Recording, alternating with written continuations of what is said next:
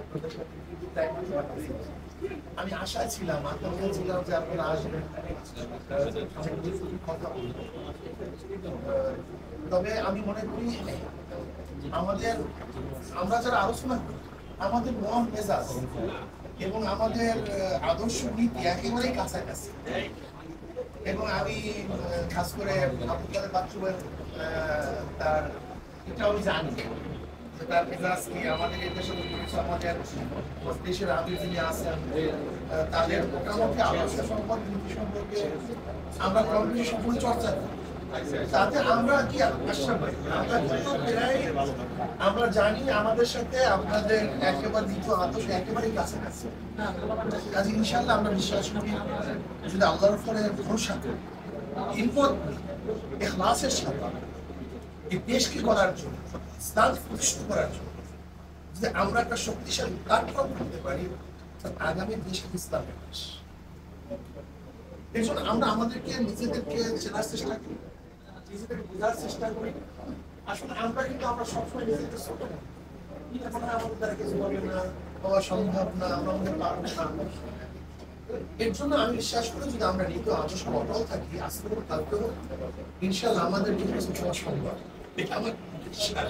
যেহেতু আমরা প্রতিদিনই আসলে জনসাধারণের সাথে আমাদের সম্পর্ক, বিশেষ বাচ্চা ভাই আপনি বিশ্বাস করতে পারবেন না, আমরা প্রতিদিন এত বেশি সম্পর্ক থাকি জনগণের সাথে যে অনেকে চিন্তাও করতে পারে না।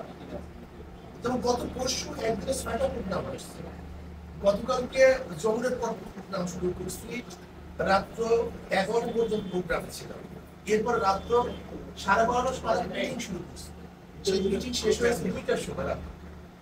এইভাবে ইনশাআল্লাহ আমরা কাজ করতেছি এবং আমরা কাজ করার পরে জনগণের যে চাহিদা সে চাহিদা আমাদের যদি ওদের উপরে একটু আস্থা সৃষ্টি করতে আমরা পারবো, আমাদের দ্বারা হবে, বিশ্বাস চিন্তাই করতে পারবেন না যে মানুষ কত তারা চিন্তাই করতে পারবেন।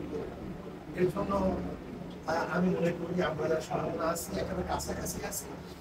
আমরা যদি আলহামদুলিল্লাহ আল্লাহর ভরসা করে ইত্তেফাক করে একটা লক্ষ্য উদ্দেশ্যকে সামনে নিয়ে যদি অগ্রসর হতে পারি, বিশ্বাস করি যে আশা এবং আকাঙ্ক্ষা নিয়ে আপনাদের জীবন কাটিয়ে দিচ্ছে, গোটা জীবনের সিংহভাগ যে চিন্তা লালন করেছে, যে দ্বিতীয় আদর্শ বাস্তবায়নের জন্য হাজারো শ্রম, অর্থ, সময় প্রতীক্ষা করেছেন, বিশ্বাস করি ইনশাআল্লাহ সেটা প্রতিফলিত হওয়ার সময় চলে আসছে।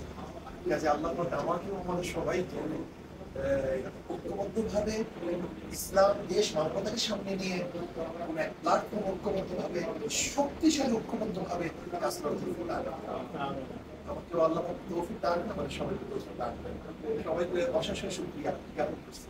আসসালামু আলাইকুম।